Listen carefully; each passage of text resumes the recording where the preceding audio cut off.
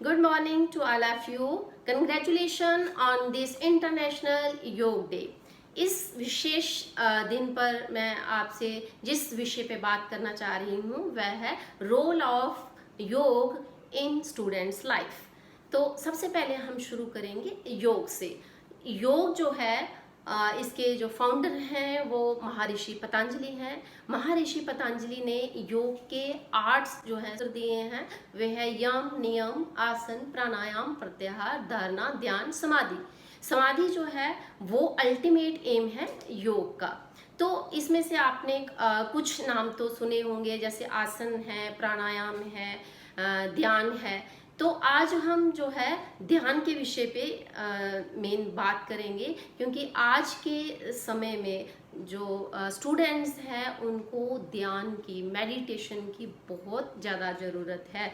क्योंकि हम देख रहे हैं कि जो कंपटीशन का स्ट्रेस जो है वो बच्चों पे दिन ब दिन बढ़ता ही जा रहा है. चाहे वो स्कूल लेवल पे हो, कॉलेज लेवल पे हो या फिर जॉब हो, हर लेवल पे स्ट्रेस जो है वो बढ़ता ही जा रहा है.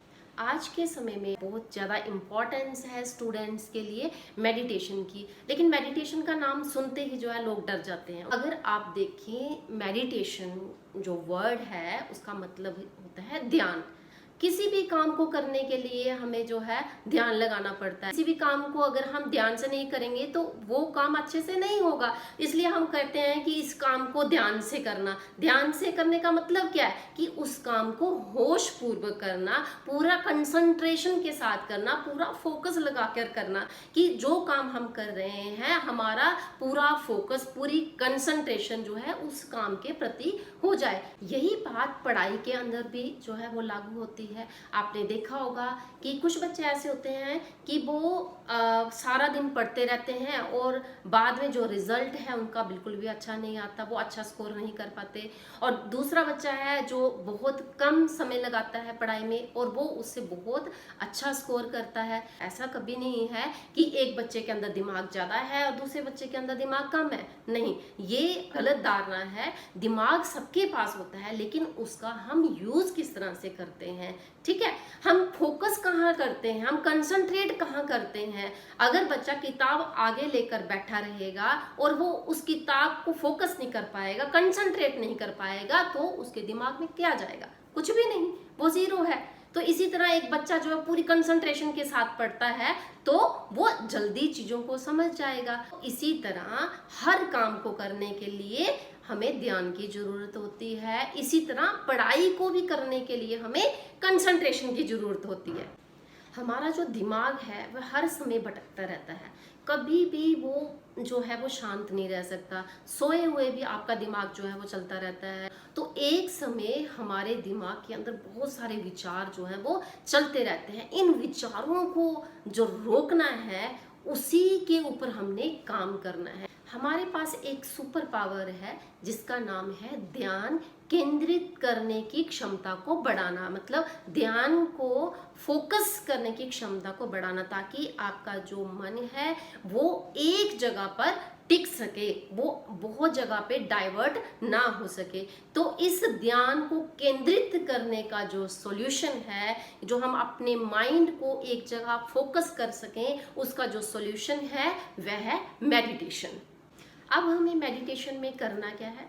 मेडिटेशन में हमें अपने दिमाग को प्रेजेंट में रहने के लिए फोकस करना है. क्योंकि हमारा जो दिमाग है वो हमेशा या तो पास्ट के बारे में सोचता रहता है या फिर फ्यूचर के बारे में सोचता रहता है. तो पास्ट और फ्यूचर में ही माइंड जो है हमारा डाइवर्ट हुआ रहता है. माइंड को हमने क्या करना है? प्रेजेंट में फोकस करना है कि जो हो रहा है, जो चल रहा है, बस हमारा माइंड उसी को देखे. तो उसके लिए क्या करना है आपको? बहुत सारे लोग अलग अलग तरह की मेडिटेशन जो है वो उसको यूज़ करते हैं. मैं ये नहीं कह सकती कि कोई विशेष मेडिटेशन ज़्यादा लाभदायक है. हर एक मेडिटेशन जो है वो अपने आप में बेहतरीन हो सकती है. कुछ लोग जो है वो ऑब्जेक्ट का यूज़ करते हैं. कुछ लोग जो है कोई एक मंत्र ले लेते हैं, उस मंत्र के ऊपर फोकस करते हैं. कुछ लोग जो है भजन जो है वो सुनते हैं, उस भजन के ऊपर फोकस करते हैं. मेडिटेशन करने के बहुत अलग अलग तरीके हैं. आज जो मैं मेडिटेशन करवाने आपको जा रही हूँ वह है माइंडफुलनेस मेडिटेशन. ठीक है। माइंडफुलनेस मेडिटेशन क्या है? माइंडफुल मेडिटेशन है to live consciously in present, वर्तमान में चेतना बनाए रखना ही जो है वो माइंडफुल मेडिटेशन है। ये जो मेडिटेशन है ये बुद्धिस्ट ट्रेडिशन के द्वारा आई है। बुद्धिस्ट लोग इसको काफ़ी यूज़ करते हैं इस टेक्निक को, और इस टेक्निक को आज के टाइम में पूरे वर्ल्ड में ये बहुत ही कॉमन टेक्निक है। बहुत सारे लोग इसको यूज़ कर रहे हैं। तो व्हाट टू डू, आपको करना क्या है इस मेडिटेशन में? तो इसमें हमने अपने माइंड को फोकस करना है फिर किसी एक चीज़ के ऊपर, और वो है ब्रीदिंग। अब ब्रीदिंग ही हमने क्यों ली? इसके 3 कारण हैं। ब्रीदिंग जो है वो हमेशा प्रेजेंट होती है, ठीक है, ये चलती रहती है। पास्ट और फ्यूचर में ब्रीदिंग नहीं होती, हमेशा प्रेजेंट में होती है। दूसरी बात, जो ब्रीदिंग है, जब हम ब्रीथ करते हैं तो ये कुछ सेंसेशन जो है वो हम फील करते हैं अपनी बॉडी के अंदर। तीसरा ये है कि ये न्यूट्रल है। न्यूट्रल इसलिए है कि इसकी कोई शेप साइज जो है उस तरह से नहीं है। तो इसके लिए आपको करना क्या है, आप किसी भी कंफर्टेबल पोजीशन में बैठ सकते हैं। आप कहीं ऑफिस में हैं या चेयर के ऊपर बैठे हैं या कहीं बाहर हैं, आप सफ़र में हैं, कहीं भी आप इस मेडिटेशन को जो है वो कर सकते हैं। इसके लिए कोई हार्ड एंड फास्ट रूल नहीं है। सबसे पहले आपने क्या करना है, एक लंबी श्वास लेनी है आपने नाक से, ठीक है, ऐसे करके।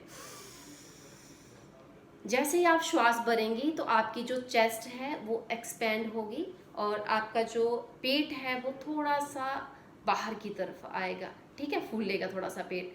जैसे ही आपको श्वास को छोड़ेंगे, श्वास एक्सेल करेंगे, तो आपका पेट अंदर की तरफ पिचकेगा और आपकी चेस्ट जो है वो रिलैक्स हो जाएगी। ऐसे ही आप लंबे लंबे श्वास लें। पहले 8 से 10 श्वास लेंगे आप, ऐसे ही करके आंखें बंद कर लें, ऐसे ही श्वास लें, छोड़ दें, ठीक है। उसके बाद आपको क्या करना है, 8 से 10 आपने जब ये राउंड कर लिए, उसके बाद आप क्या करें, नेक्स्ट राउंड में आपने श्वास भरना है आपने। उसके बाद आप कुछ सेंसेशन जो है वो बॉडी के अंदर फील कर सकते हैं कि किस तरह की सेंसेशन जो है वो आपकी बॉडी के अंदर हो रही है। और उसके साथ साथ ही आपने काउंटिंग करनी है, ठीक है। आप काउंटिंग जैसे आप ऐसे भी कर सकते हैं, जैसे श्वास भरा तो आपका पेट फूल रहा है, तो आपका पेट फूल रहा है और फिर अंदर जा रहा है, श्वास छोड़ रहे हैं। श्वास भरना और श्वास छोड़ना, पूरा ध्यान अपनी नाभि के ऊपर लगाएं, ठीक है।